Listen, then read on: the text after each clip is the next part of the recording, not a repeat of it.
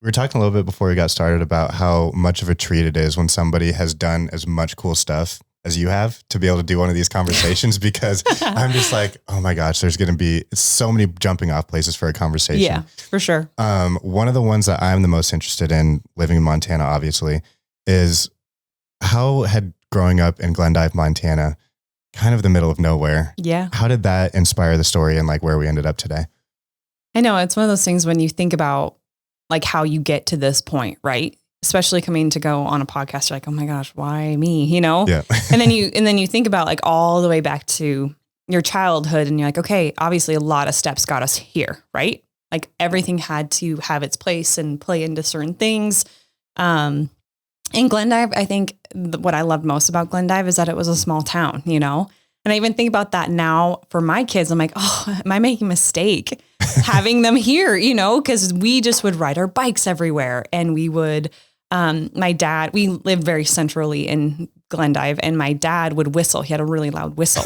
And when he whistled, I knew that was time for me to come home. Nice. Because I could hear it. And so, you know, I think that there's something truly special about growing up in that kind of atmosphere. Like you ride your bikes, you go out, you have your imagination running wild. Versus my kids now, I'm like, oh my gosh, we're gonna have to go on a bike ride as a family then, because I don't want you going alone, you know? So Right. you have, that's just such a different way of living. And I don't even know if that's because I lived in a small town or if that was just the 90s. Fair. And me and Christian are always like, let's live like we were in the 90s. That's like our whole goal. I feel like is, should we get a landline? You know, like how do we bring that back? Yeah. And so Glendive, I think, was just, if I was to like think about how it could have maybe shaped me, is that because I was able to go and do things on my own, it did kind of allow for that imagination to really run wild. Interesting. So like the creativity almost started there. Totally. Okay. I mean, we lived by the river. So I remember like making houses with different leaves and colors and making mud pies. And so, I mean, the creativity is different than probably what my kids are experiencing right now in their childhood. For sure. Especially with technology being a thing. It's like, there's not as many get it out of avenues. here. Yeah, for sure. Turn that off. Seriously.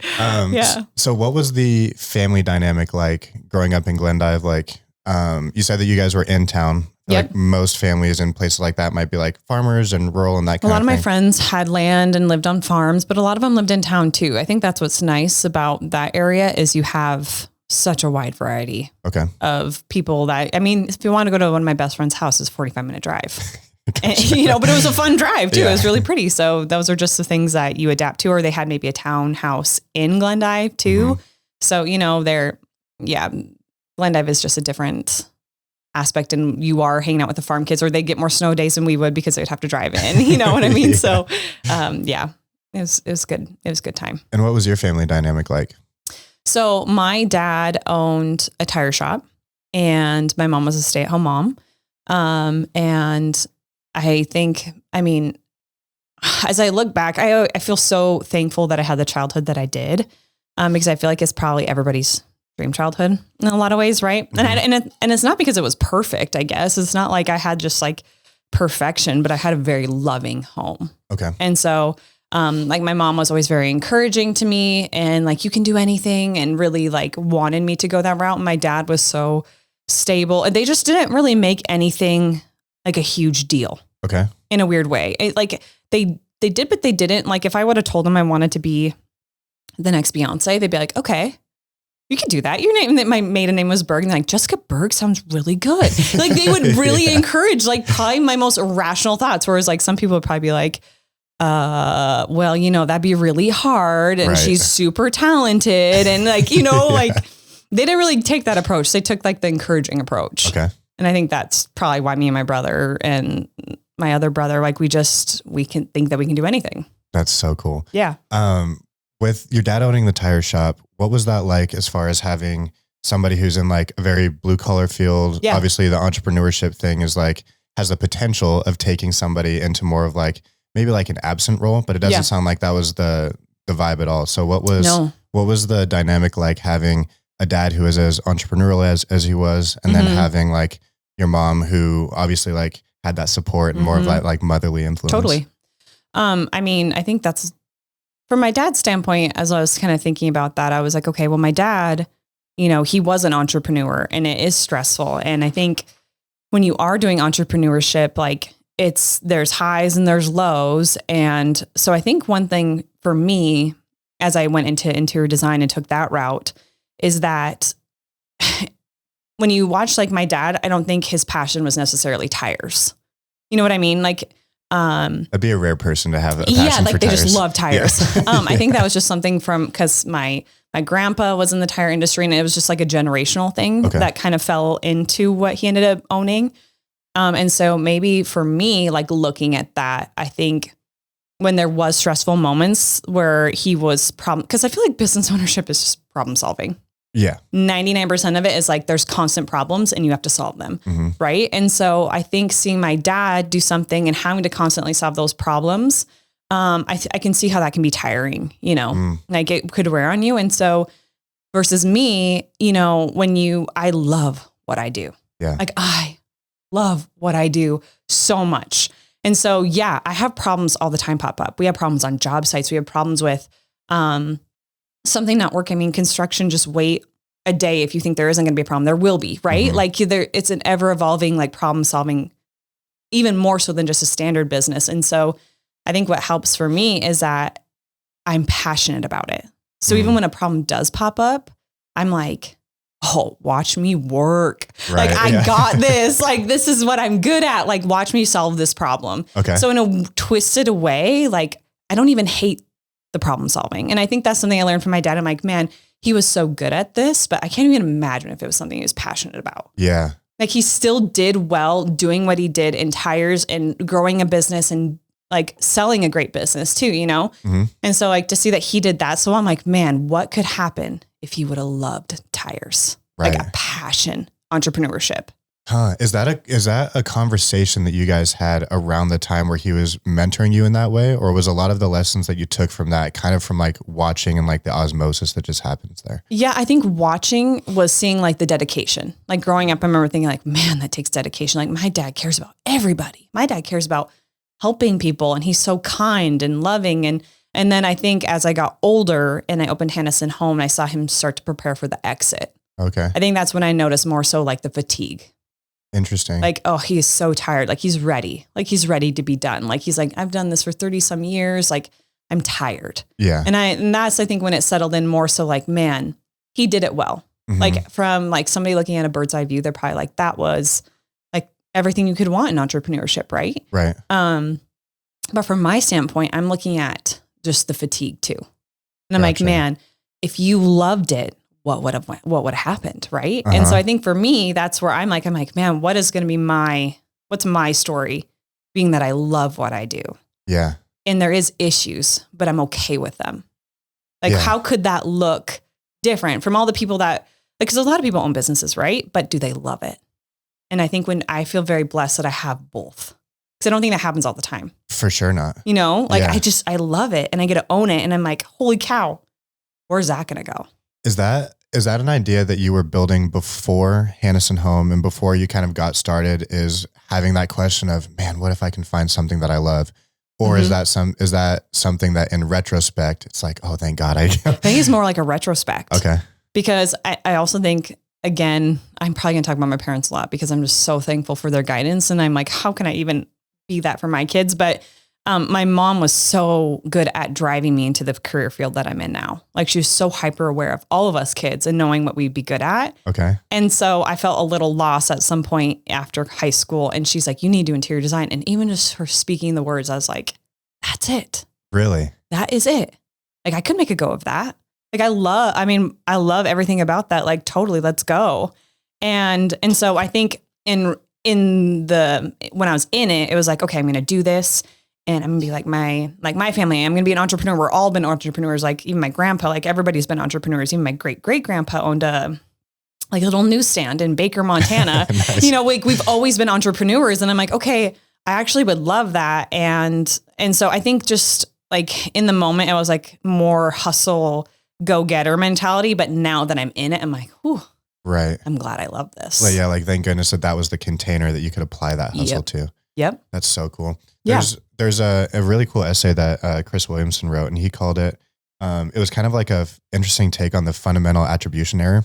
Mm-hmm. And that's a term in psychology essentially where if somebody cuts you off in traffic, mm-hmm. they're a dick and they're like, how could you do this and blah, blah, blah. But as soon as you cut somebody off on traffic, it's because I'm in a hurry. I got to get pee. there. I'm going to go pick my kid up. If you only knew. Yeah, exactly. Mm-hmm. There's an interesting spin on that he put for families though, where it's so popular at this point to talk about how your parents screw you up, right? It's like, I am an avoidant now because of they didn't pay attention to me these ways. Yep. But the fact that they didn't pay attention to you in those ways, you'll blame them for that. Yeah. But you'll encourage yourself for like, I'm so independent. I'm so this and that. Yeah. They gave you that also. Totally. It's like a catch-22. 100%. Yeah. But it's so cool to hear you talk about the things that your parents gave you and like helped you with so many things, because I think a lot of entrepreneurial stories start with, I was going to prove my dad wrong and I was going to do this and that. For sure. So it's really cool to hear how that influence like guided you in the right direction. Yep. But when your mom came in and said, hey, interior design, this is the thing.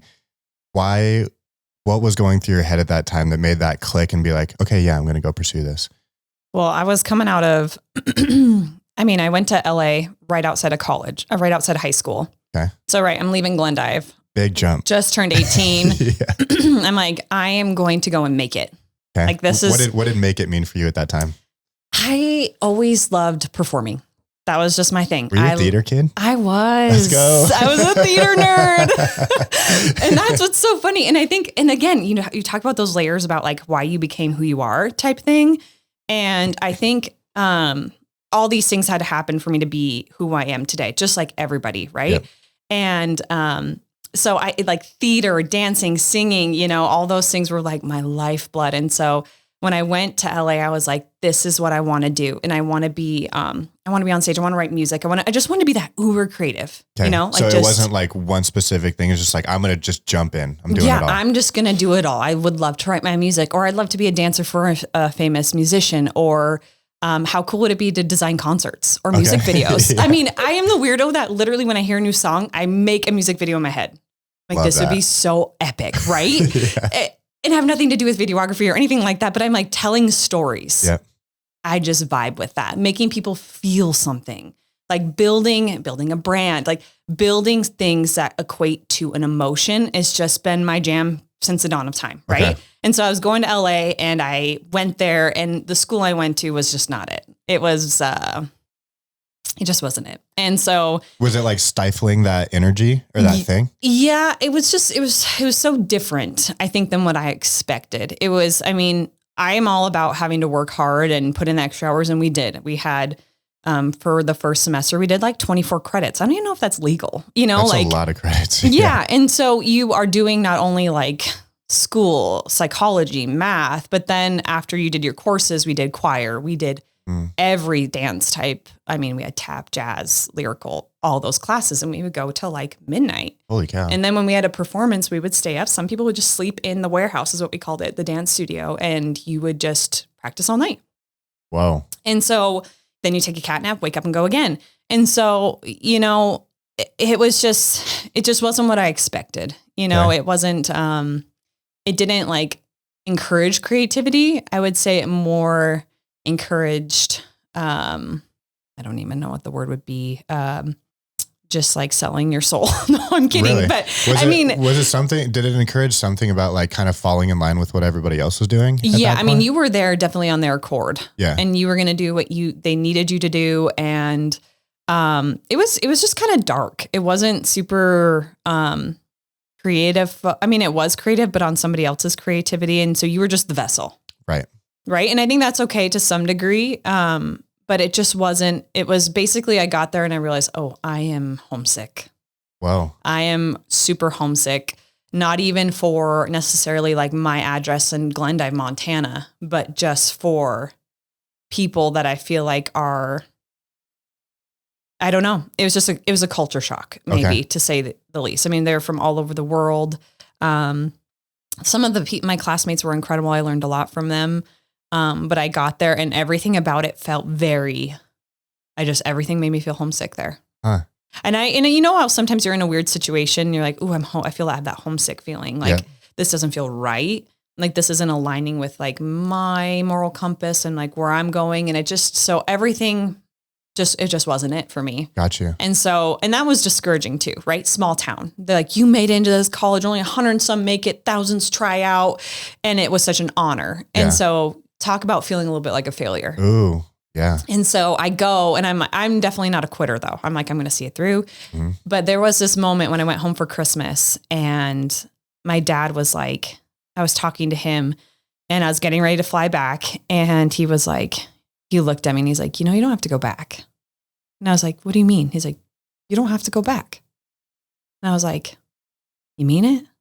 He's like, yeah, I didn't. Wow. And I think anybody else could have said that to me, right? Anybody, but it was my dad. Mind you, like my dad had saved up some money for my college, and all of it was spent in that one semester. So like, I also felt that guilt too. Like, man, like this is all I had. I put all my eggs in this basket, and I hated it. Yeah. But I think just getting my dad to be like, his opinion probably, and my mom's, mattered more than anybody's. And them just looking at me and being like, we got you. Mm. You know who you are. If this isn't hitting, let's redirect. And I did. And then literally I moved back and went and grabbed all my stuff like within that week. And I drove back with all of it in the car. And I was like, okay, now what? And I didn't know. I moved to Billings, and I nannied, and I was like, I don't know what the next step is. But even in that, I didn't feel ever like that I wouldn't figure it out. Right. Yeah. But even, within like that week or so, my mom was like, there's an interior design program at Bozeman. And I was like, oh, that's it. Like that, it just the minute she said it, she's like, I just think you'd be really good at this. And then she gives me all the reasons why, because of like growing up, how I used to do my room and how we decorate her house and move furniture around. It's kind of laughable now because that's like maybe like the last 5% of what I do in my career. But, but just like having her guidance, and it's just funny. Sometimes you have those aha moments. And I think it does help that I knew who I was. Mm-hmm. And the minute she said, I was like, yep, that's where I'm going. And I did. I registered and I was there that fall. I'm so interested in the moment that your dad told you that. Mm-hmm. And the feeling that you had when you were just like, intuitively, I just know this isn't for me. Yeah. Because not only did I face that my freshman year and decide to finish college anyways. Yeah. But I think that people come in contact with that often. Yeah. But I don't think that it's all that it's hyped up to be.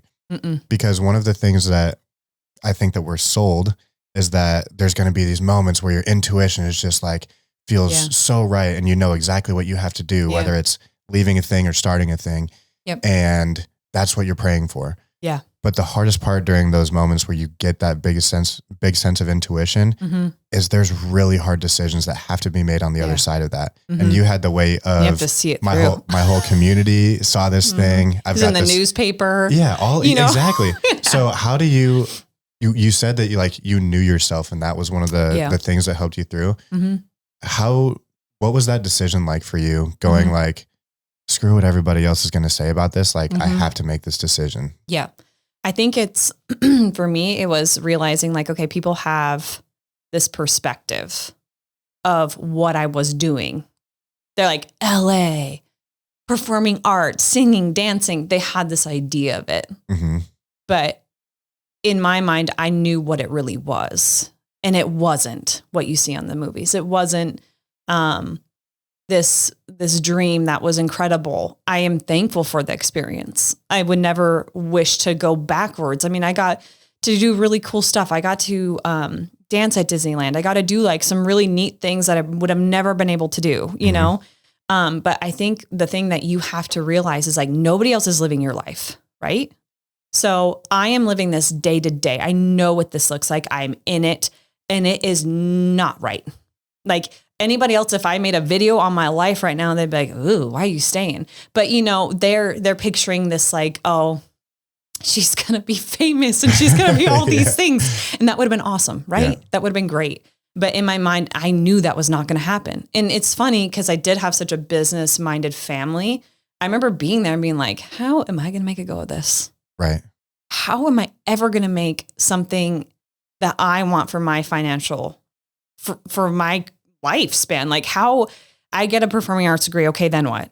what am I going to do with this? Cause I'm seeing everybody that left. And I'm like, I have grit and I can go and do all this stuff, but I also like, don't want to just go out there and sell my soul either. Right. And I was like, this is not it. And so I think like everybody can have a perception of what you're doing. And so when you say you're going to quit that thing, they're going to be like, oh, she couldn't make it. And we're our own worst enemies, right? Mm-hmm. We're going to think that they're going to say all these things, and they maybe did. But at the same time, who cares? Yeah. Like, does that perspective really matter? Like I think if you always, at the end of the day, stay true to who you are and like lead with kindness, and like, like at the end of the day, if you can think back to everything you did and you did it well, and you led and you were kind, then everybody else's perspective is probably just their own, like wanting to self-preserve their own, like what they did too, you know? Yeah. And so that is hard. But at the end of the day, I think it took not my mom, but my dad, specifically my dad, I think, saying like, you don't have to go back. Right. I don't know why, but him saying that, I'm like, I think at the end of the day, they were the only people's opinions that I really cared about. And they could see the writing on the wall. I was sick 24/7. I came home and slept for like a week straight. So like they saw it for what it was. And they know me at my truest self. And if they knew that it wasn't right for me, then why would I care about any other people's opinions? Love that. Yeah. Yeah. What a blessing. That's I know. Cool. That's so cool. Yeah. Shout They're pretty awesome. My mom and dad are awesome. I talk about every time I do want to like talk about anything like this, I talk about my parents pretty much the whole time. I love it. Yeah. What was that middle ground like after you decided that you were going to be done, and then before you had this conversation with your mom about interior design? What was going through your head with having like not the hard thing that isn't aligned anymore, but also not having found the new thing yet? Yeah. How did you kind of like navigate that middle area? Yeah. I think what's hard is like I felt instant relief, right? When I was like, okay, I'm not going to go back, but then you have to follow that through, right? So there's going to be more moments of feeling like failure. So flying back and telling my teachers that felt like failure, because they're like, well, yep, grab your, and then like, even I remember like there was this photo that, like an old photo of like our class, and it was a picture, and what somebody wrote like new kids 10, because we're 2010 till the end. And then somebody wrote on it like, but not for Jess. And I was like, yeah, I definitely bolted. So, you like, it's one thing to make the decision. It's another thing to follow it through and kind of have those slaps in the face as you go down that road. Right. And so as I like went and got all my stuff, I packed up the car, and drove all the way back. I think that would be the one thing I'd say is like, it's a hard decision it's hard to see something through, like to quit something and knowing that people's perception of it is a failure. Mm-hmm. Cause you are going to have to go through each one of those steps that will still feel like failure until you get to that one moment when it's in the rearview mirror. Yeah. And then you're like, ooh, I can breathe. And so like, it's not just like, I'm done. Like you actually have to, there's so many more things that kind of reiterate, like, are you sure you want to do this? Yeah. The world keeps painful. It keeps checking you. Yeah. How bad do you really want to do, Yeah. And so then like going into that next phase of like, well, what are you going to do? What's your next step? And not knowing, and be like, well, I'm nannying. Yeah. like, right. I'm nannying and I really like it.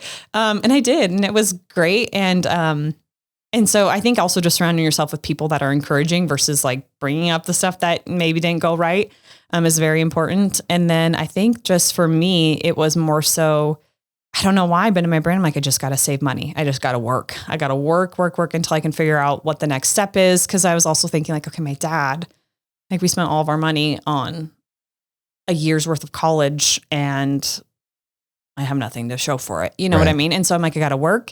I'm going to continue to work. I'm going to still work hard. I'm going to fill up my days, and I'm just going to seize the day that way. Yeah. And then the Bozeman thing just fell into place. And I guess I just wasn't ever like super hard on myself in that transition. I think I just was like, I worked my butt off there. Right. I'm still working my butt off, and I'm holding my own. And if I can hold my own, even though I don't know what my 10-year goal is, I'm still holding my own. And that was a win at the time. For sure. You know what I mean? Yeah. It's like, you can look at yourself in the mirror and be like, yeah, but I know. Yeah. I know it was the right decision to leave. And I'm still waking up, and I'm still independent. I'm still making money. I'm not going back home. I'm not asking my parents for money. Like I'm I'm doing my own thing and I'm going to continue to do my own thing until I figure out what the thing is. Yeah. Did you know when you got to Bozeman that you had found the thing yet? Yeah. Okay. I loved Bozeman. It felt like a warm hug. I don't know. I went there. The coldest warm hug of all time. The coldest warm hug. Yeah. I don't know. There was just something about that town. And I think that's why everybody's like, you're a diehard Bobcat fan. And I'm like, I don't know. It's personal. Right. I think when you find something that you, like when you go somewhere and it just feels so good that you're like, okay, this is worth all of it. Right. And then at that point too, I'm like, I am going to, I think sometimes those setbacks make you appreciate the good things more too. What other frame of reference do we have? I know. And so going there, I was like, I'm going to work my butt off. I'm going to learn everything there is to know about interior design. I'm going to learn all of it. I want to be just a sponge. I was that nerd that lived in the computer lab. Yeah. I had a core group of like 5 friends and like we had fun and stuff, but we lived and breathed it. Like that was our thing. So they're into it too. Yeah. So sick. I know. And like they even ended up taking totally different career paths. One did photography. One went into graphic design. One is like making custom upholstery stuff on the side. And she's a mom. And so even though like we started in the same thing together, we all kind of took our own paths. Right. And just having like people that love something with you though, and that are driven, that made all the difference. And so, yeah, it was just so when you finally get to that spot, you're like, I still have so far to go, but this is 100% where I'm supposed to be. What's up, everybody? We're taking a quick pause from the show to ask one small favor. When we were looking at the stats of the show, we noticed that most of the people that listen consistently actually aren't subscribed to the show yet. So the one ask that we have today is if you could take 10 seconds and whatever platform you're listening on right now, head over to our page and hit the subscribe button, and it would be a huge help for us. Growing our subscribers helps us bring on more awesome guests, and it really helps us build a community of people like you that we're trying to foster with this thing. So that's the one ask that we have. Please go hit that subscribe button and let's get back to the show. It sounds like along that path too, I know that some people struggle to find something right in their career path right after they get out. Mm-hmm. It sounds like you found something relatively quickly. Yeah. What was that like? So this is just my personality. But I did apply to like 60 places before I took a job. 60? I did. Yeah. Before I even graduated. So like from January to May, I applied to 56 places, which stinks because some of them make you pay to actually submit an application. Yeah. But I just wanted to like vet out all my options. Okay. And like see, and like almost like open all these doors and see which one is going to swing all the way open for me, you know, because you don't know unless you know. And so did I know that I probably wouldn't move to Denver and go to this amazing architecture firm? Yeah. I don't even think they called me back, but like I did apply at all these places. Okay. I applied to so many in Bozeman, obviously. And then I applied to, I think maybe 1 or 2 in Billings is all. But then my husband, his job brought us to Billings. Okay. And I did cry all the way from Bozeman to Billings. And I think that's only just because at the time, especially, Bozeman was so much more intuitive to interior design. For sure. Way more firms, seemed like a lot more opportunity. Even today, if you ask people like, why aren't you in Bozeman? I'm like, this is my hub. This is just where we've decided to put our headquarters and this is where we're staying. Mm-hmm. And so, I ended up in Billings because of his job. And again, I think that's a God thing because I'm so thankful that we did. Interesting. Yeah. What was, talk to me about like your mindset during the car ride where you've got this exciting thing where his job is bringing you here. Yeah. You've got a couple applications out. Yeah. But you're still going into like the field that you had wanted to. Yeah. So how are you processing that moment? Well, I kind of went into the field that I wanted to in a way. So there was only a couple interior design firms in Billings and I interviewed there. And then my uncle had a friend that knew Randy Mostad at Carpet One. And, so that kind of, so I thought I'd work at an interior design firm, but me and Christian were broke. We had no money. And I mean, I worked like 3 jobs in college, but still we were broke. Yeah. And so, I was definitely looking for the most financial upside when it came to my job. Okay. And so interior design, for what I could find, it wasn't like super lucrative for me. And I just didn't know where my growth would go. Right. And then Randy Mostad's was obviously he owns Carpet One. and he had just opened a cabinet division. Okay. And so when I met with him, I'm very honest. I don't have a poker face. I kind of spill my heart on the table. That's just who I am. I'm a feeler, heart on the sleeve kind of gal. Okay. And I went into that. I'm like, he's like, well, what are your goals? I'm like, I just want to own a business. He's like, really? I'm like, yes, I just know that what I want for my career and my life is I want to own a business. That's just what I told everybody. I'm like, that's just my number one goal. Right. And he was just he kind of giggled and he was super encouraging of it. And he just said to me, he was like, well, I just opened the cabinet center. Like, it's brand new. There's a lot that needs to be done with it, but there could be a great upside. It was a commission sales job. Okay. And I was just like, oh, I got this. Kitchen bath was my least favorite subject in college. Right. But I was coin operated. Okay. That I actually have kind of always been coin operated. Hence why I've always had a lot of like jobs. Like, I've always worked. I've always had babysitting. I've just always been that way. Right. And so I was like, okay, this is a job for me. I got there. I didn't have a computer yet. I built the website for it. There was an employee there at the time that was brilliant at cabinetry. And I learned pretty much everything I know from him. Okay. And he was awesome. And he taught me all that stuff. But then I was really heavily in like building out the tech, building out the random stuff that, as the youngest at the time, person in the group would know is what I did. Yeah. And so it was really fun to kind of see that through and kind of take a business from like its infancy and grow it. Right. And I loved that. Is that something that you were intentionally seeking out at the time, was somewhere where you can make that kind of impact and have that leeway? Or was that another one of those God things where it just kind of like ended up that way? You know, I think I just like knowing that there can be growth, like an upside. Right. And so I don't know if it was necessarily me having that epiphany as much as it was like open-ended. The way he spoke to me was like, there's opportunity. Okay. And that's all I needed to know. Right. I'm like, oh, if there's opportunity there, I'm going to go get it. But if I went to an interview and it was like, okay, this is your role and there's really no growth here, or this is what you're going to be, then I didn't want it. Not a big fan of boxes. No. Yeah. Except for I sell cabinets. Yeah, a little bit of both. Fair enough, for sure. Yeah. So after you come in and like make all of these, essentially like bring them up to the times and make a bunch of changes at the beginning, how do the next couple years at the cabinet center go for you? And what kind of like mentorship and guidance did you have throughout that? You know, I would say that my mentorship really came from my coworker, because he was just so knowledgeable in cabinets, and I love sales. I know some people think being a salesperson is a bad word. That has never been my impression. I love being a salesperson. Agreed. Yeah. Put it on my gravestone. Like that's me. Like, I am a salesperson, but it doesn't feel like a salesperson when you love what you do. Yeah. You're improving people's lives. Like, there's so many benefits to it. So I've never really looked at it as like a bad thing. I'm sure there is bad salespeople jobs out there. I don't know, but that was something I always loved. And so getting to know, I am a person that has to understand something to do it confidently. Okay. And so that's always my number one thing, is learn something as much, be obsessed about it and learn it.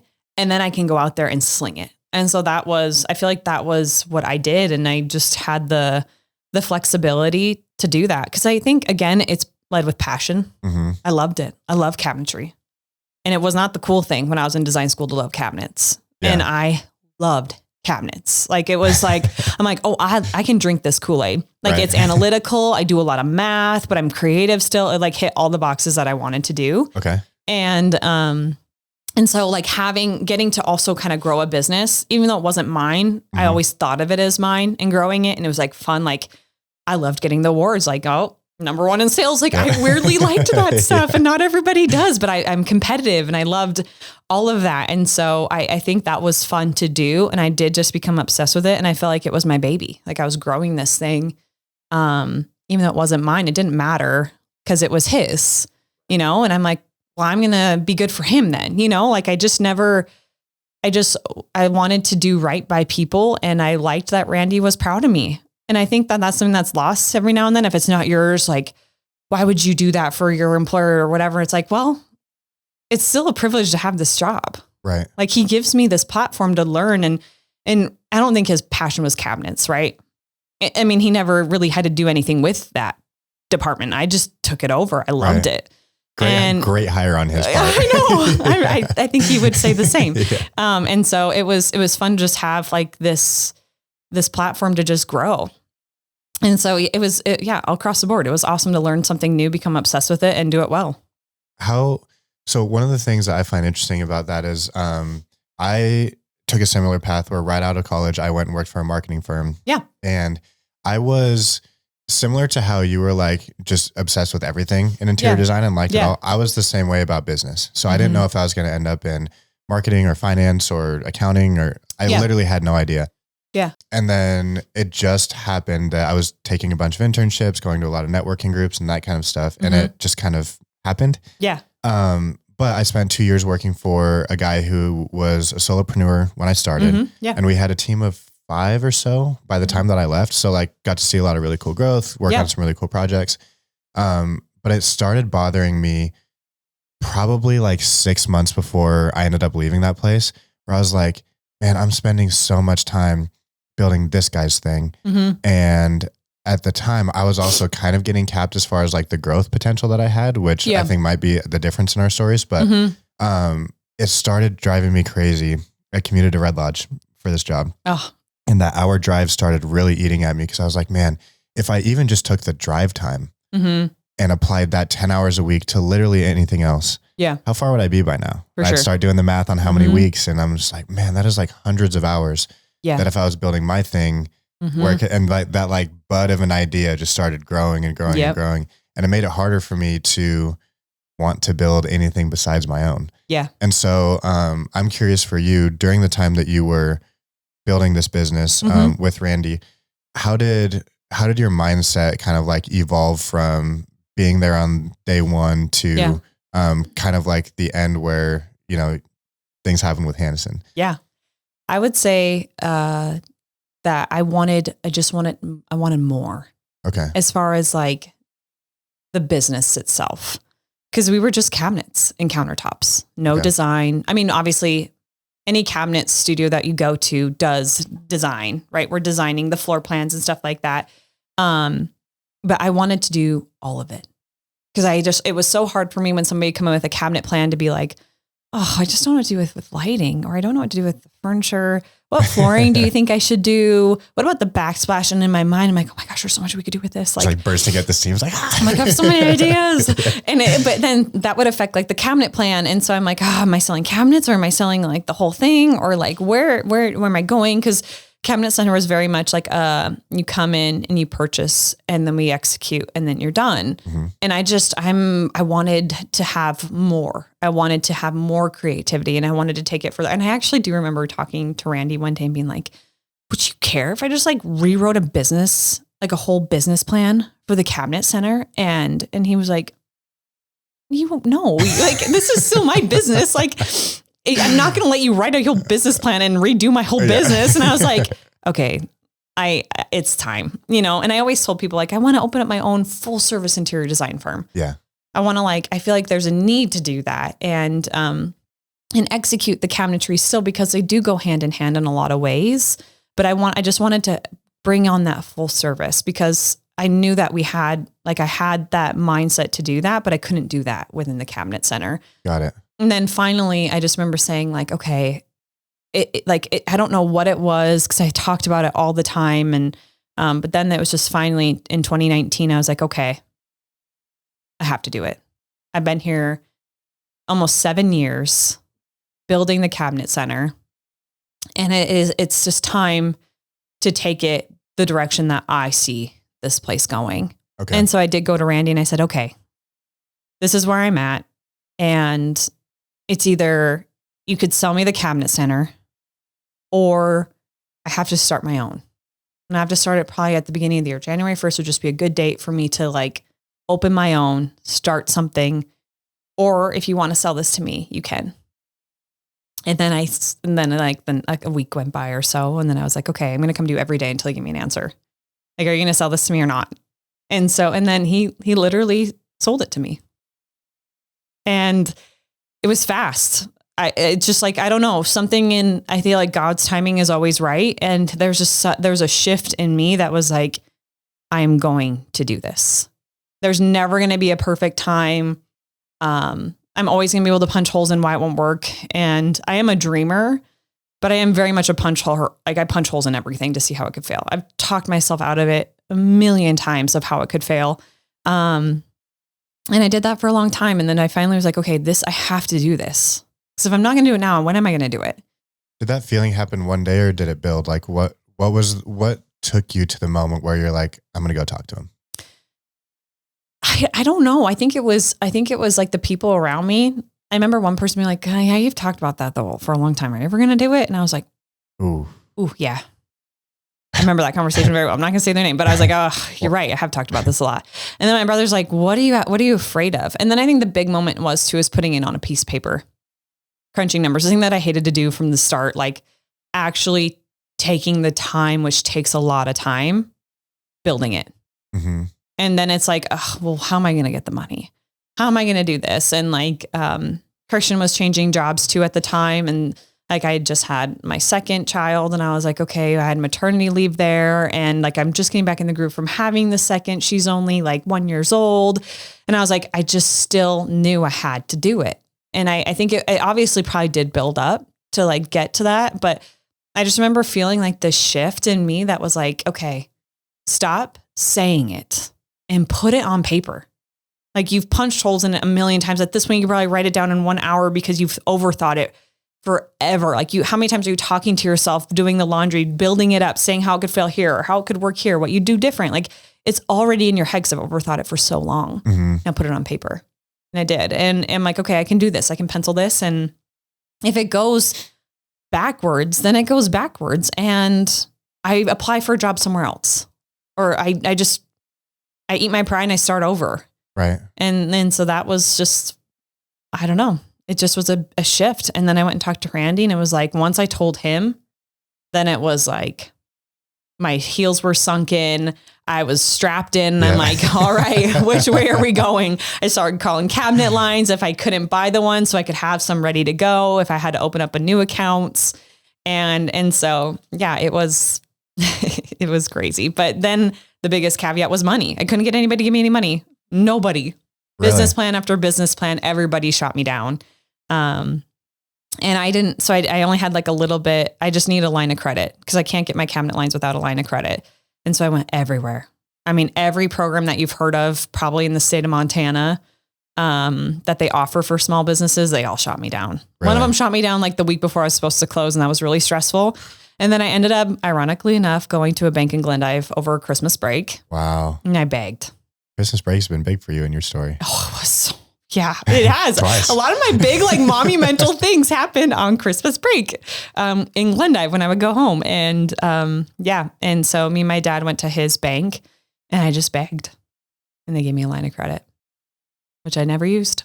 What did it feel like walking out of the bank after that? Huge relief because literally in like 4 days I went to go sign the papers. And if I didn't have that, I wouldn't have gotten the business. So, I mean, talk about like right up to the wire. And it was stressful, but I just knew, even though I kept getting no, I'm like, I just know that I have to do it. Yeah. Like I will beg anybody. Like I just have to have this line of credit that I have to use and to have just to show that I have it. And yeah, it worked out. It seems like the passion that you were talking about earlier is super key in moments like that. Oh, 100%. Because you're also going into rooms with people that they have their parameters and things that they are like, okay, well, it has to be X, Y, Z. Like, how are you going to do that? Not only do you have to like have the passion, but you also have to like know it in and out. Yeah. If you stutter at all or like, I mean, you're selling yourself at that point too. And you just hope they can do it. And I don't even know how that bank in Glendive did it, but I'm thankful they did. Sure. I'm like, thank you. Yeah. Oh, that's so cool. Yeah. So I'm curious for you. One of the things that I really wanted to ask at the beginning of like researching for this podcast and all of that is there's so many people who I've talked to who have asked myself and asked some of my friends, like, how do you know when it's time to just go? How do you know when it's time to start? And just hearing about you having 2 kids, having Christian changing jobs, like you had so much going on, but still this feeling creeps in and it's like, no, you have to. Yeah. And to me, it also mirrors what happened in LA where it's like, you were in the newspaper and you had this great opportunity and blah, blah, blah, but you still have to do this thing. So right. So how at that time, like if somebody else is getting that feeling, or they're like creeping up and they're like, holy shit, I feel like I have to do this now. It's happening. Yeah. What would you tell them as far as like, how do you actually take action on that thing and not just stifle that and decide to keep doing whatever's comfortable? Yeah. I think for me, and maybe even what you were speaking to, I was more scared what my story would look like if I never tried. I was like, okay, like, can I be and do what I'm doing now forever? Like, can I be this from now till the end of time? Like, am I okay? Would I be okay with that story? No, not for me. And I think that it's not even because it was like, I liked, like, there was a lot of benefits to be in what I was doing. I think for me though, just wasn't what I wanted in life. It wasn't the career I wanted. I wanted a piece of that, but I wanted more. I wanted more than that. And in my mind, this is not speaking about financial. This is not speaking about, like any of those things for wanting more for me, but for me, more meant creating homes that I'm more proud of, creating spaces that I know I was capable of doing that I didn't get the opportunity to do in the current employment that I was, because it wasn't full service. Right. And so like, I just knew that there could be more and I wanted more. And so I wasn't okay with just staying there because I wouldn't have that. And so yes, comfortability is key and amazing, but it just, again, just like when I was in LA, all of a sudden it started to feel itchy. It just wasn't, I think sometimes we have like chapters in our book that this is where we are. I don't want that to be the end of my book. You know what I mean? I just couldn't have that be the start and the end. I needed it to be different. What did it take to have that 30,000 foot view and actually zoom out enough to say, oh my God, this is going to be the end of my story. If I don't change anything, this is going to be the whole thing. Because I don't know that everybody has that thing where they just naturally step back from their life a little bit and go, oh my gosh, this is going to be my story if I don't pick up the pen again and like make some changes. Change it. You know, I think sometimes we are our own worst enemy in that. And I do think that I was lucky enough to have a husband that was also super encouraging, because Christian was very much, I mean, you see it more and more. You see a lot more like female entrepreneurs. It's not uncommon, but there is still pieces of doubt and stuff, as I do have a 1-year-old. You know what I mean? Like there is still people that probably were like, you're in like the best stage of motherhood and you like, how are you going to do both, or how are you going to do both well? And so I think having a supportive spouse was super influential in that decision, who really believed in me. Right. And was like, you're amazing. Like, I want to see that through. Like, I want to see you be your best self. Like, I can't even imagine what you could do if you had that, you know? And so, and I had my brothers and my sister-in-law, and I had my parents. My parents were actually kind of nervous because I think they know what it takes to do that stuff. Pop spent 30 years doing it. So he's like, ooh. Yeah. And so they were like, oh, I don't know.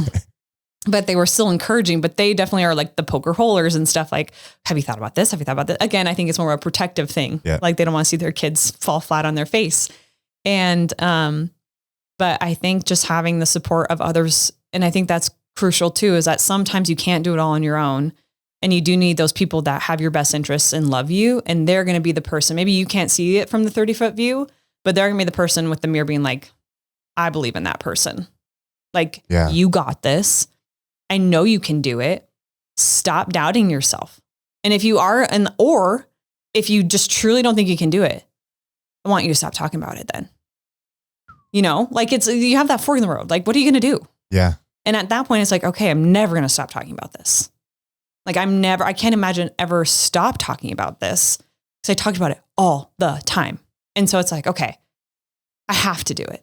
Yeah. So I think surrounding yourself with good people, and then also being like, okay, can I cold turkey quit this?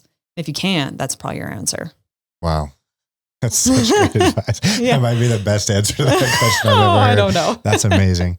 One of the things that's come up a handful of times on the show is the conversation around having a spouse and building a business at the same time. Mm-hmm. And one of the things that I've found is that it seems like there's this idea when you're just getting into entrepreneurship that you have to make it and you have to be successful and then you find your person and then you know, but like you can't ever focus on two things and be a good partner and a good business owner. Like you're going to make a sacrifice somewhere. I think that that's bullshit. Oh, 100%. I really do. And there's so many stories where I hear that like, hey, this wouldn't have worked out if I didn't have that support, 100%. whether it's emotional, financial, whatever the thing, everything. And it's something that I like really want to keep bringing to the forefront because I don't think that it's helpful to have this idea that you have to go and do your thing first. And then maybe you'll be worthy and then you'll be able to focus on something else. No, because even the bigger your business gets, it's not like you can just spend less time on it most of the time. Opening my business is way easier than growing it. Right. So, way easier. I have to know what your husband's influence has been throughout this journey and like how you would maybe talk to somebody who's has this idea that, oh, I have to go build my thing first and then maybe I'll find a partner afterwards. I mean, from my perspective, I know it's hard because everybody looks at Hannesson Home, they see me. It's an interior design firm, right? And the last thing they're thinking about is Christian when they see this business or when they've been seeing it, maybe more so now because they're more aware, but like Hannesson Home would look vastly different without Christian. And that's for a multitude of reasons. I feel like there was a point in time where I couldn't even make one decision without calling him. I'm like, hey, what should I do here? What should I do here? Like it's just like, and so not only like, I love business. I love the idea of it, especially when I first opened Hannesson Home, it was like podcast, business book, podcasts, self-improvement books. I mean, like everything, holy cow. Yeah. And he is even worse than I am. And so like, I am the creative. We always joke, like he does all the soul crushing stuff. And so I actually cannot imagine wanting to start a business because I will tell you too, starting a business is really lonely. It can be super lonely. And there was times where Christian and I would look at each other and be like, we're just taking the road less traveled. And having him was sometimes the only person I feel like I had that truly knew everything that was going on. Yeah. And so to not have him, I would be actually very fearful how lonely that road could have been. Because there was dark days when you open a business, very dark days. And you will question things. You'll like, oh, maybe I should shrink here to make everybody else more comfortable. Or maybe my dreams are too big, or you can't be a good mom and own a business. And if I would not have had his support and like truly like going hand in hand together on it, I don't know, it might've broke me before I could have ever seen it to its glory. Really? Yeah. Yeah. And honestly, the most important thing in my life is my marriage and my kids. So always having that be the number one over the business, I think is also crucial. And so, like I said, maybe some people are built to build a business, alone, or they think that that's the path. But I also would ask them why they feel they're not worthy of having both. Because I think that would be the number one thing I would question is, why do you think you're not worthy of that? Why can't you have both?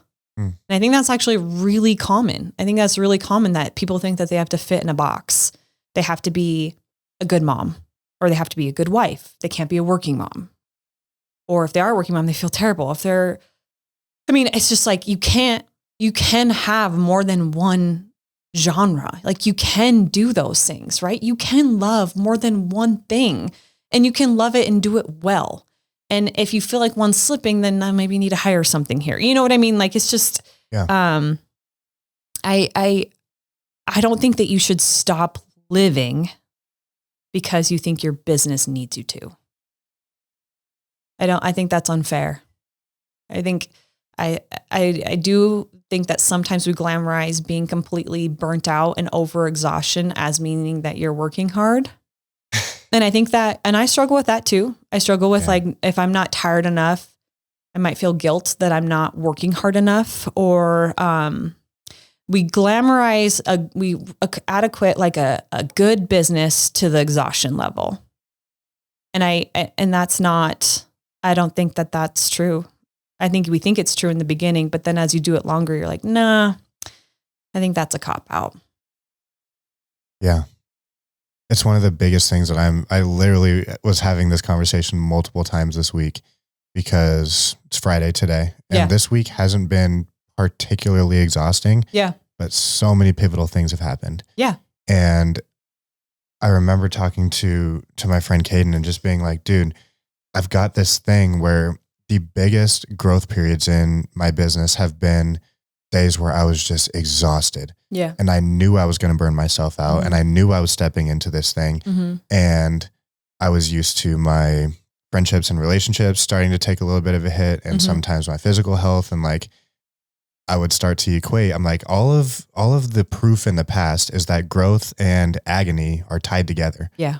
And so in these moments where the growth is happening, but the agony isn't there, I'm like, well, this feels very uncomfortable. Yeah. I don't really know how to handle this thing because it doesn't seem like this one-to-one correlation is really existing here. And so I'm curious, how do you navigate that as you start to, like, as you continue to grow and as you continue to build? Because I don't want to be in a place where I look back and I've got a business that I'm proud of, but a life that was miserable. That would fucking suck. Totally. Right. You know? So like, how do you keep, I put together a rant on this one time. Like, how do you keep the main things? Because the main things are the family and the relationships and the memories that you make. And a great business can fuel those things, but a great business is not the main thing. Yeah. So how do you have both? I'm still learning that, I would say. Because I do feel like I feel guilt if we open the store at 8. I don't get in until around like 9:15. I feel guilt sometimes about that. You know what I mean? And it's, yes, I'm dropping off my kids and then I run back home, then I grab my stuff and then I get to work. And, you know, I can justify it in my head. It's like, okay, this is, and also like, okay, Jess, like, that's just like, get over it. Like, it's fine. And I'm definitely the type that the first thing that will slip is my physical, like taking care of myself. Yeah. Oh, I'm so guilty about that. At my own expense, I will pull all-nighters. I will not work out. I will not eat healthy. I will not eat at all. I will not, like, you know, there's just like, I'm the first thing. Yeah. I will not let anything slip. But when you don't let the most important things slip, guess who's going to get hit the first is your own physical health. And then when you get hit, all of the things that you're like holding up this empire and you're like, oh crap. And you're trying to be productive doing all these things. And like, so you're skipping the things that fuel you. Yes. But when you're not fueled at the end of the day, it's like, you're 2 weeks out from dropping all these balls anyways. Oh, I know. So like, why do we do that? Yeah. I don't know. It's like, it's such a vicious cycle. And so literally my whole mantra when I started Hannesson Home was hustle. Like everything was hustle. Like I said it, I embodied it. It was everything. Like, right? Like it was my word of opening a business was just hustle. And I'm not like knocking that, right? Like it's okay to have that. But at the same time, it was like, okay, I have burnt myself out more than one time doing this adventure in growing these businesses. And so I think it's more about like sustainability. And like, I'm still okay with hustling, but it's finding where my hustle should be like pivoting to. Yeah. Cause again, it's that guilt of like, I thought I have to design every kitchen or I have to be in every client meeting or, because that's what they expect. And I'm going to do what they expect. I'm going to be what everybody else needs me to be. And that was what my hustle was like. Okay. Oh, I don't mind, doing this task. Like I'm not above any task. I'm going to do all of them. And like, you just, you think you have to be everything. And so now I would say like, as like the business is growing, it's going to more like, okay, I still like to hustle, but where's my hustle best utilized? Is my hustle best utilized in customer experience from start to finish?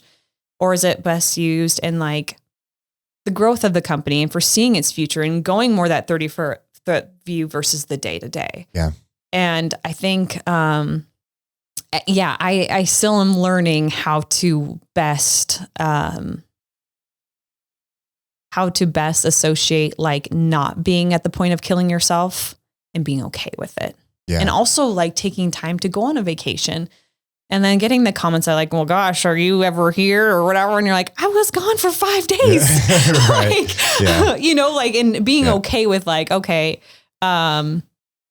like I actually am okay if I have to learn to be okay with the business changing, with what's expected of me and where I feel like I'm best utilized. And that's a really hard shift, I think, in growing a business is like your role does have to change. Yeah. And then that's where having a good team is like the most important thing, and making sure that they have your back and that they're like doing what you expect, like the work, the output to be. And so like, there's so many things that have to happen within that period of like, that hustle or that agony tied to success.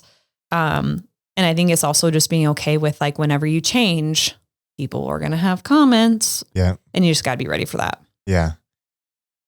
It's so interesting that a lot of the problems that you have like in day one for a business also exist just in different forms, pretty much in every different phase that happened down the line. I had a really cool moment this week where I went to Black Orchid and did hot yoga for the first time. And I forever. went there for the first time. Well, not for the first time. Well, kind of like 2 weeks ago, and I loved it. The coolest, right? Yes. Yeah. I'm like, I'm going to start penciling this into my schedule. Did you do hot yoga or what'd you do? I did, I think it was called Sculpt. That was really freaking hard. Yeah. Yeah. I'm scared. I actually had to sit down. I sat down, like either I sit down or I'm going down. Yeah. Like either way, I'm ending up on this floor, whether it's from like being exhausted or just fainting. Yep. And so I just like sat there for a second. I'm like, this is that moment, Jessica, where you've let yourself go. Yep. Like it's time to prioritize yourself. But then I feel guilty about scheduling in a workout instead of being at work. But I'm like, okay, but just like you said, you have to take care of yourself. For this vessel, like why wouldn't I want this vessel, the thing that's pouring into everything else, to be a well-run machine? Has to be. Yeah. But it's like the first thing that goes off the chopping block. For sure. But yeah anyways.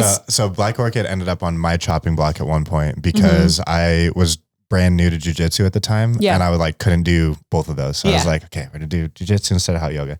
But I finally started getting back into it. And back in the day when I was had just started the business, I had my mental was redlining constantly. Yeah. Could never turn it off. And it was mostly negative thoughts. What happens if we drop the ball on this? Did this go out on time? All of the things. Yeah. And my goal with hot yoga, because it kicks my ass so bad, was to have one moment where I caught myself not having that red line happening, where I was so present in the moment, whether it was via relaxed or physical torture, that I was that I noticed that the noise was gone, and that was a victory for the day. Totally. And the other day I went to one, and I spent most of the time in that place where I was just I'm just here right now. Yeah. And it was such a big change just in the mental aspect of it's okay for me to turn all of that off for an hour. Yeah. Because I know that as soon as I leave here, regardless, I'm here for this hour. Yeah. I'm not going to bring my computer into hot yoga. No. So what's the use of thinking about stressing all this about shit? it? Yeah. Come on. Mm-hmm. And so that's one of the biggest changes that I'm trying to make in my pursuit of things is how can you be where your feet are and just do the thing that you're doing right in the moment. Yeah, exactly. Yep. Such a tricky thing. I know. It's hard. It's so hard because it can follow you everywhere, right? And that's a blessing and a curse. It makes your business really good because you're overthinking every way it could go wrong, so you're preventing them, right? Yeah. And so, I think it's a balance, and I think also technology makes it so easy to always be on it, and so that's a big thing too. Is trying when I go home at night, I don't want to be on my phone. Right. I don't even social media is work to me. And so, and I don't like just chilling on it. It's not fun. I don't find it fun to scroll because it's a job. Right. I just feel like it's work associated. So I do sound, I'm a terrible texter because I just it feels like work. I have just became a terrible texter, and I don't know if I love that about myself right now. I don't love it about myself. It's my New Year's resolution every year to be a better texter, and I'm not. And I think it's just because it's so work-based, and they have you have 3 Instagrams, 3 Facebooks, 5 emails, Pinterest account. There's so many ways to reach you, and you're messaging to all these people. I'm like, oh my gosh, my whole day was just spent responding to people. Yeah. And that's great and stuff, but it's okay, but I have to work and that is work, but it's that fine line, right? You're I am working. This is good for the business, but I actually have to design and draw and do work. Right.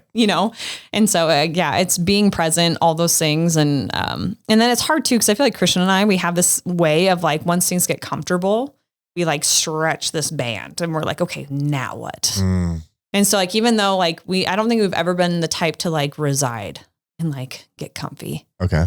Comfy, I think, makes us uncomfy. I start getting that like, itchy thing what are we again? going to do here? What's the next thing? And so we're just always stretching and stretching. Maybe that's just because we don't feel like we've gotten to where we are like proud. We're proud, but like we're not to the point where we feel like it's like end game. Like sometimes we can just feel when like the next step needs to happen. And so then it's like, okay, we're going to start this next chapter now. We're going to do this next. And and so I think that's another caveat. But then I also feel like the more you do, the more comfortable you get in like, I don't know. It's weird how when you take on more, you almost get better at shutting it off because like you can't withhold it. So you just shut it down and then you are more present here and you just become more confident in what you are doing is good. Right. And so I'm now comfortable with leaving. And when I come back, I'll be awesome again for you. But right now I'm out. Yeah. You know, one of my favorite ideas is that it's a dangerous thing to take advice from somebody after they've made it.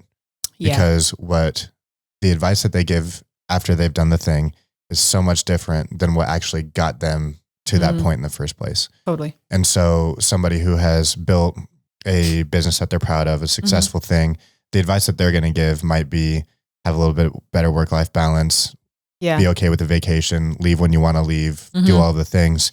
However, the 10 years that they spent leading up to that. They never did that. None of that shit. They probably would have had hustle tattooed on their forehead also. Seriously. I think it's like, I'm not even going to say, but it's like everywhere in my business, like everywhere. Hustle is like all over like the back end comp, like it's just, it's hustle. Yeah. So that's something that I'm curious about with you is like, I saw even looking through like some of like the articles that have been posted about Hannesson and stuff like that. It's also littered through those. Yes. And so I'm so curious throughout your story, even starting at like the Cabinet One, because it sounds like you were hustling there too, or sorry, at the Cabinet Center. Yeah. How has your relationship with that hustle thing evolved from starting brand new, fresh, fresh out to where you're at now? I think when you first start, it's like a dumpster fire in a way, right? So it's like just hustle through it, hustle through it. Now I feel like it's more like maybe not hustle, but like ambition. Ooh. Like, it's not so like fleeting. It's more like a sustained term. I also feel like the work-life balance, I don't know why that's such a triggering term to me. I'm like, and so is balance. It's like, okay, what is that? Like, and I mean, obviously I could tell you all the reasons why that does make sense, but also like, if that's the first thing I hear people talking about, it's like, again, it goes back to like the choosing thing. And I do know like sometimes every yes you say no to something else. Like I can caveat all the different things that you hear all the time in business, all the different podcasts, all the different stuff. Like you hear all these same things. And so there has been moments where I did resent like the word hustle, right? Because you're just burnt out. Right.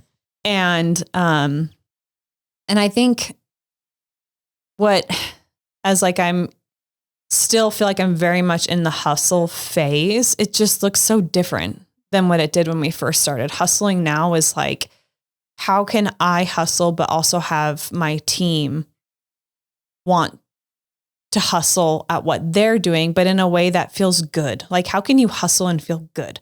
And I think you can. I think you can wake up and if you, like you said, how when you worked out, you knew you were there. You weren't going to bring your laptop into hot yoga, right? So like that 1 hour, you might as well just like be present and do the best job and do you the can best there. you can. Yeah, same. So like if I'm going to work and I'm already there, like I want to be the best that I can be within this time frame. And then when I leave, I know I did good there. So now when I leave, I'm going to go to dance, practice basketball, soccer, whatever's filling our agenda at the evenings. And I'm going to go be my best self there too. And so I think that sometimes I feel like, especially that maybe sometimes culture loves to like hate on wanting to do good work. Like it's uncool to want to work hard. I hate that. That goes against like everything in my core. Like if somebody is like, oh, it's like, you're going to work. Like, why are you working so hard? Or why would you be like so nerd out about that? Or be like, I think that like hustle can be healthy. I think it can be unhealthy, but I don't think that equates to like that. The term itself is just a negative thing. I think the secret sauce, like the thing behind the thing here is the passion thing that you were talking about. Yeah. Because if you're hustling at things that you don't have a passion for, burnout city. 100%. You're in there. 100%. However, if you're nerding out and spending so much time being a mom, being a business owner, like if everything I love, if you got passion for those things, anything short of hustling and working your hardest in those would be like, well, does your passion actually exist in that or not then? And that, honestly, that's probably at the root of it, is if you have the passion, the hustle comes. Like, it's not forced. Mm-hmm. It's just what you want to do for the thing you love. You know, like hustle is led by passion when done right. I think when you're forced to hustle for something you don't love, that's probably when you would become spiteful. Yeah, it's pushing the boulder uphill for sure. Yeah. That's so interesting to me. Yeah, I think the most difficult thing is finding the thing that you're willing to hustle for. Yeah. It was my biggest struggle growing up because I mean, by the time I was 12, I think I had the entrepreneurial itch like crazy. Yeah. And even before that, if I didn't know at the time, but looking back on it, I was such a dick when I was in elementary school. I would play Pokemon and like these little card games with kids. Yeah. And for whatever reason, there became this thing where like, it was the cool thing to be like, hey man, we're going to play a game and like, we're each going to bet our entire deck. And so I would just like stack my deck of cards and play this kid and then be like, oh, you lose. Got it all. Give me that thing, dude. And then I would turn around and like start selling these Pokemon cards that I'd won off of these kids. So it was, maybe in another life I would have ended up a loan shark or something. Not the game. But like, so I knew for so long that I just like had this thing that I wanted to do. Yeah. And it tortured me from the time I was like 12 to probably 3 or 4 years ago because I never knew where to apply that energy. Yeah. I was like, I will work as hard as somebody needs me to work. I'll stay up as long as I need to. I will make all the sacrifices, but I don't have anywhere to put that. Yeah. So I would still random clothing company and then random financial education thing. And like, I would kept on looking for this thing, but it just wasn't hitting like that feeling that you had when you were just like, I have to go do this thing. Yeah. Yeah. I never had that. Yeah. Until this podcast started.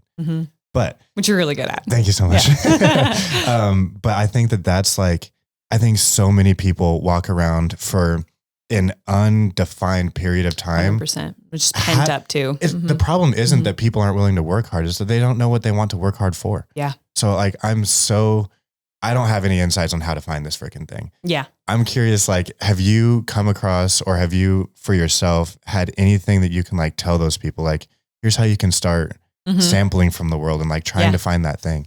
You know, I think the perfect example I have of something like that is actually Christian. Okay.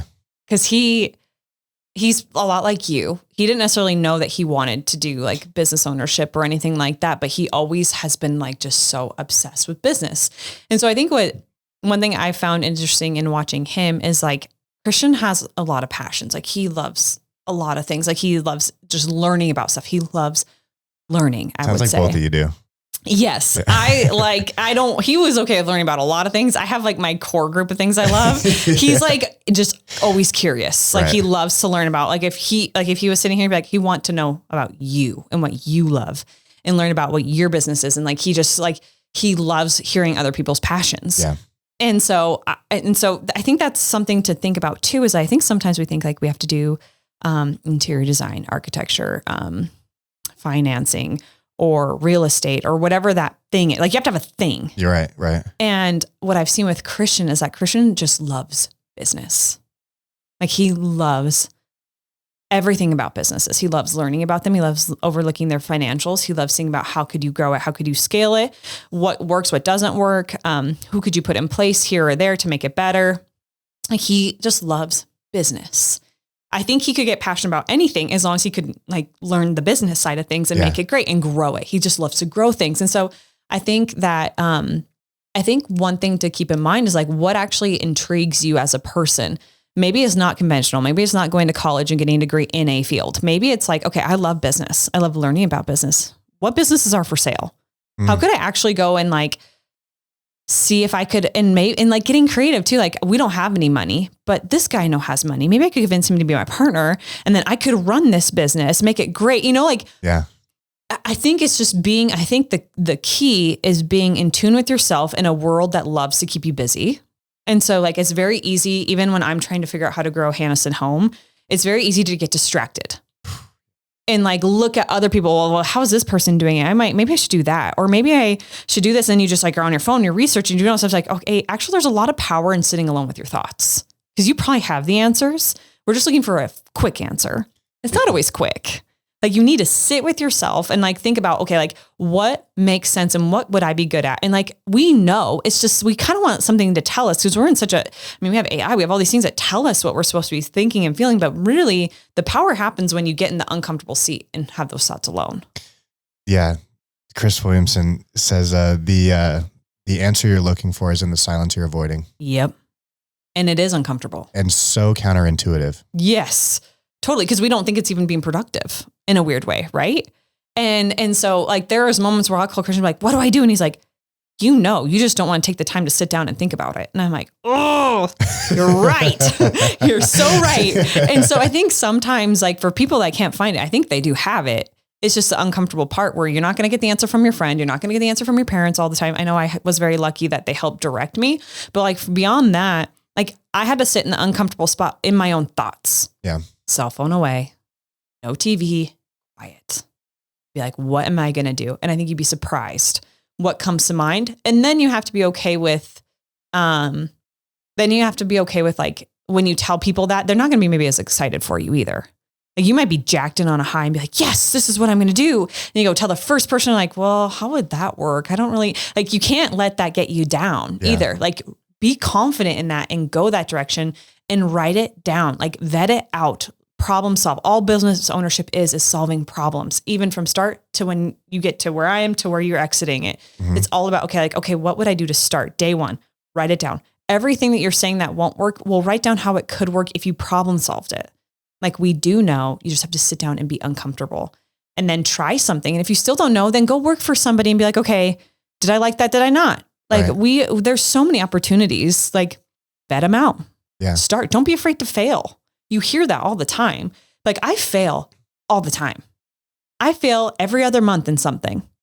Like I mean, nobody is perfect. Some days I'm proud of how I did things. Sometimes I'm not proud. And so like learn from it and get better. But like, if you're looking for perfection or looking for this aha moment, there's not one. When I opened Hannesson Home, I did have a 1-year-old. I had a kid that was just starting preschool. Christian was changing jobs, didn't love his job, and we were broke. I don't even think I think I had like $2,000 in our savings account. Not a proud moment. Right. You know what I mean? Like there was never this like, oh, we're set up and ready. We were never set up and ready. We were probably the lowest of low. Maybe that's what it takes, is getting to that low point and being like, yeah, I got nothing, but I have a lot that is required of me and I'm failing. So why not just go big? You know, like sometimes it's just, there's just not always like this clear movement forward. You just have to be willing to choose it. Yeah. Yeah. There's my buddy's mom says, instead of spending all of your time trying to make the right decision, just make a decision and make it the right one. Yeah. And it's so good. Totally. I think that the action is one of the things that, a couple episodes ago, my buddy Jared said. He was like, I didn't know what my thing was going to be. So I just sent it into everything. Yeah. And through the thing that was like the caveat to that is until you find the thing that is like, has that pull on you, everything else will be a failure. Yeah. Because by nature of it not being the thing, that means there has to be some kind of end to it. Yeah. And so each time you go down one of those roads, will it feel like a failure? Yes. But you're also one step closer to being like, okay, not that thing. Yeah. Not that thing. And you get to distill down each time that you have. And you learn something. Yeah. Failure or a road that ends to be like, okay. Yeah. One step closer to finding my thing. Yep. Exactly. I think that's so good. So now that you've had the experience that you've had, clearly you found your thing. I hope so. I don't know. Yeah. Some days I'm like, maybe I should pivot. Oh boy. Starting to stretch that band again. Yeah. Hopefully not too far. Seriously. So what are the things now that get you excited, and where is your passion guiding you towards now? I would say like the things that feel really great, now, and this is like probably a really like literal thing, and it's just first thing that popped in my mind. But when I see my team at Hannesson home, when I watch them and I see them like kill something, like they did it really well. I don't know why, but that feels like monumental in a way. Like, okay, like, because some of these gals I've had right outside of college. And so you see them like in their infancy, and then you see them grow in their confidence, and you see them, and we've been really blessed to have like these amazing projects. Like, I feel like we're very fortunate to, and maybe it's because I also am coming from a background where, I didn't have projects like this. I mean, definitely not to this caliber. And so when you see them like execute really hard things, like create just really amazing documents, and you see this level of service, and you see them like start to bring up the company too. I would say that that's something that I feel really proud of, because I see growth in it. I see like something beyond me. Right. And I think that's probably what I'm mostly passionate about now, is growing this business beyond me. I don't want when people to hear Hannesson Home, I don't even want them to think of it as my name. I want them to just think it's a brand. Yeah.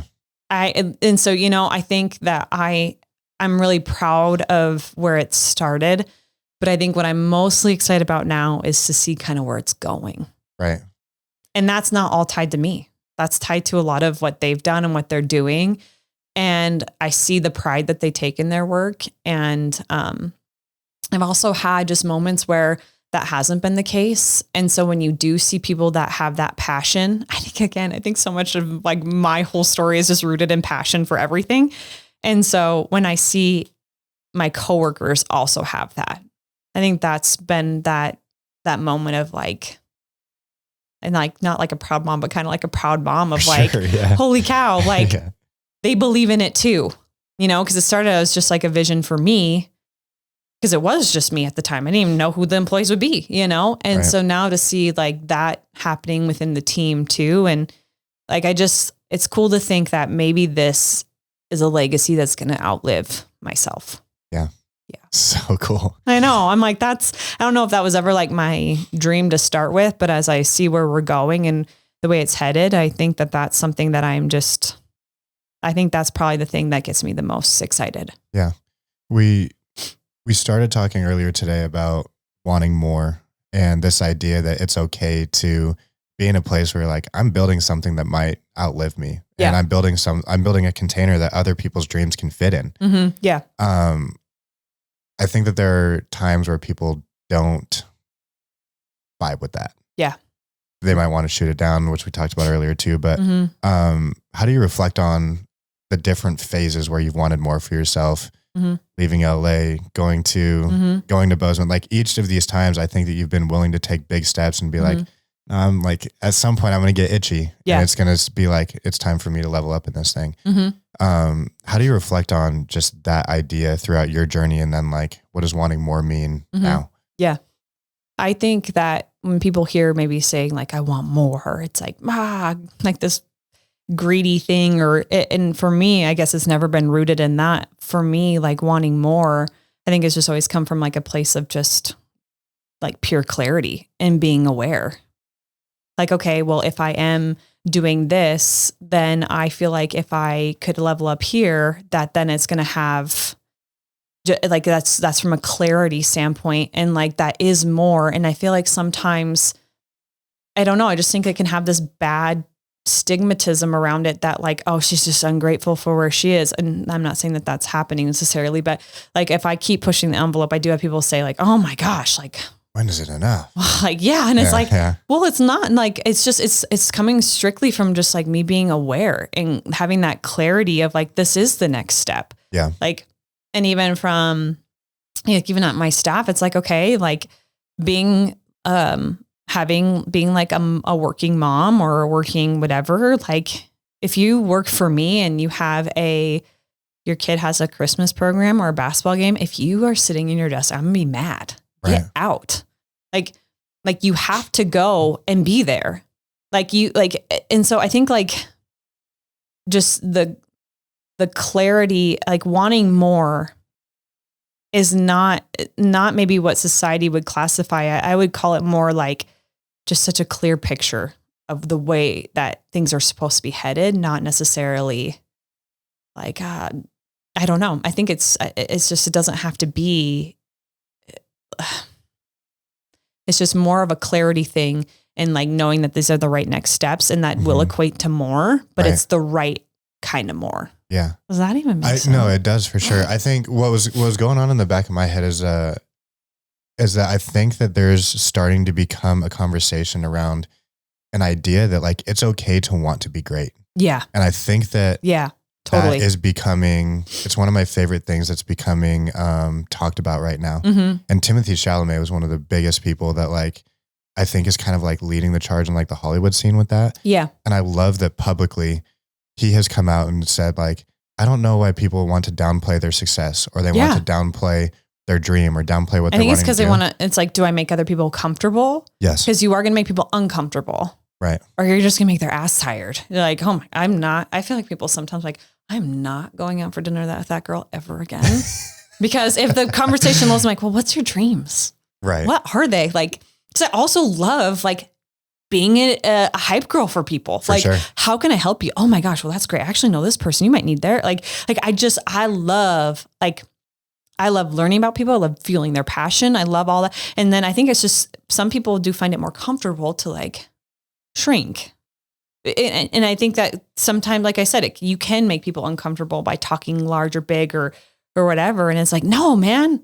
Yeah. Cheer yourself on. Tell me how you're awesome. Yeah. Like I will be jacked for you. And I think that is coming from, and mind you, that's not because I feel like I'm at a place where I'm like, whatever. Yeah. You haven't earned the cheerleader points to be like, oh, now I can finally be happy for you. No, it's like, okay, like how can we be an advocate for everybody trying their best? Like, even if it's not owning a business, what if it's like their health journey or their fitness journey or, being the best mom. Yes. Like their milk supply was up and they got a full container for their baby next week from pumping. I'm like, that is epic. Way to prioritize that pumping in the middle of the night. Like you just like, there's so many things that you can be a cheerleader for people. And so I think like I just think you should celebrate it.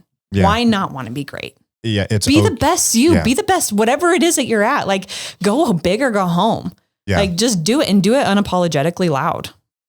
And you are going to have haters. Just be ready for that. But find the people that will celebrate you and let that noise drift out. It is so okay to be great. Yeah. And greatness is a very vicious mirror for people who decided not to do that. Yes. And they ain't going to like it. And But I think it takes those cheerleaders. I think it takes those cheerleaders where it's like, nah, dude, you do have this in you. Look. Yeah, like go. Like, please look. Yes. And even if you tell me to take it down, no. Look, I'm going to put it in your face. You are the shit. Like you got this. You got this like so much so. And like, and so like have the cheerleaders because you are going to have the haters. Like I was talking to my brother and he's like, well, Jessica, most everybody that watches you on social media wants you to fail. And I'm like, what? And he's like, absolutely. And I'm like, that sucks. And that might not be the case, but it is also kind of the case to some degree. Like you got to take the good with the bad. And then I think that's why we become like, in knowing that, then I'm going to become what I want.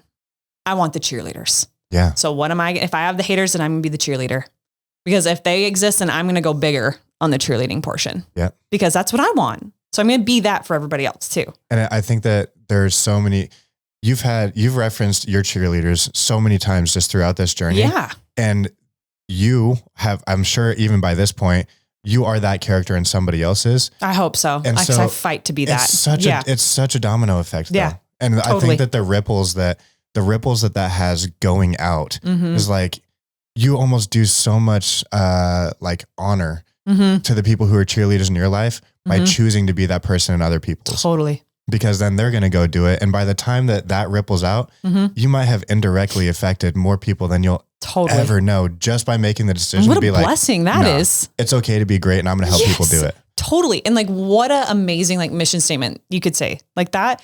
That is what I want to be. I want to make people want to be their best self. I want them to be okay with being great.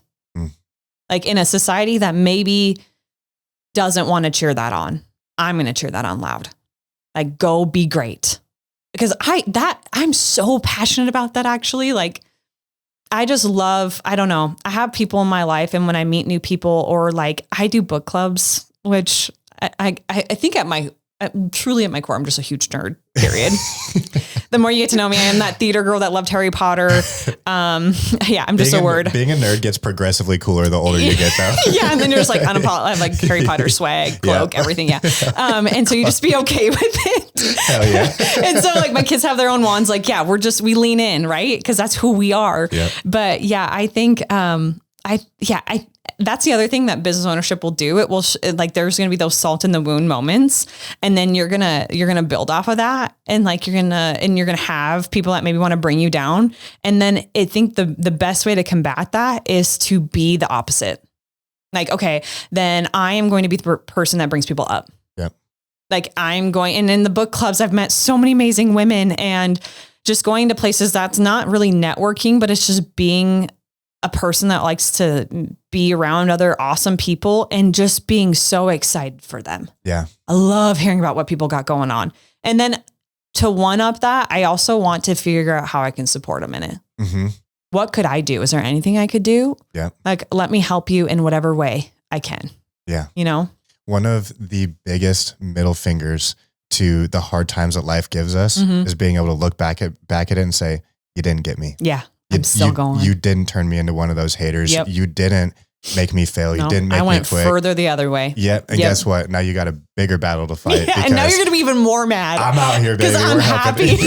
And I'm going to keep being happy. I'm going to keep going. And I'm going to live this life big and loud and be okay with wanting to be the best version of myself. Not only for my family, but like our clients. Like, I love what we do. Yeah. I feel like if people don't hire us, it's the biggest disservice to themselves, because we are going to go so hard for them. Like, more than like come at us, because I am on fire for what we do. Hell yeah. Like your cabinets. Yes. Let's nerd out. Where do you want to put the Christmas tree? Yes. Let's think, how much people do you have in your family? Like, what do you do to live in this space? Like, I love it. I'm a feeler. And so like, to be on fire for what you're doing and the people around you, and having passion and being okay with being that person that is a little extra. Yeah. I'm like, Godspeed. Let's go. Like, yes. Let's go. The people will come. They'll follow us. Let's do it. Like, it's, yeah. That's just my jam. I love it. Okay. Last question I have for you. It's taken me so long to figure out what the catchphrase or like the elevator pitch for this show is. There's been 100 different Instagram bios and all of the things, because it's been so hard to figure out, but I think we finally figured it out. And it's the point of the show is to help people find what their thing is, which we talked a bit about today, but then also to build a life around that thing at the expense of everything else, at the expense of the haters, at the expense of the sunk cost fallacy you think you have, at like all of the things that seem like they're like, well, maybe I shouldn't because of X, Y, Z. Screw all that. Yeah. How does my question for you is like, for somebody who has found that thing, for somebody who has that burning passion to be like, I'm going to learn about it. I'm going to do it. I'm going to be great. Yeah. What piece of encouragement would you have for them to say, like, you found it, now move everything out of the way? For me, I think when I found it, it was like, burn the ships. Like, we don't go back. Like, this is what, like, we're here, literally burn them. We're like, this is where we're going. We got a destination in mind. Some people will get off, some people get on, but either way we're going. Like, some people will come, some people won't. And I think, like, when you figure out what you have, the only thing you should feel is clarity. And in that clarity, you should be, the moment that hits, it should be like you just injected yourself with jet fuel. Like, holy crap. Like, watch out, world. Like, I'm coming in hot. This thing is fueled with freaking passion. Like, you're going to be so sick of me. Like, you're going to be so sick of me, because I'm going with, like, I'm going loud.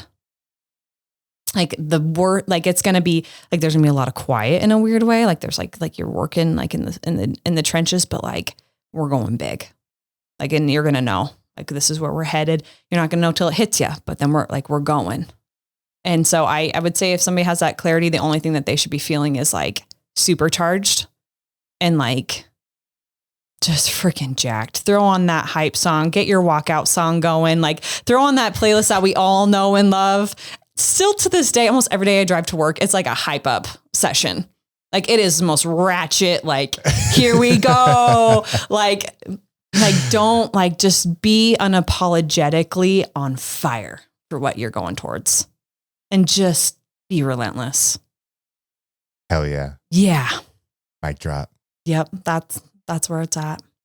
Jessica Hannesson, this was freaking awesome. I've got goosebumps. So fun. I could do this all I'm day. going to go throw on the craziest playlist of all time on the way out. Get that hype up song going. Let's go.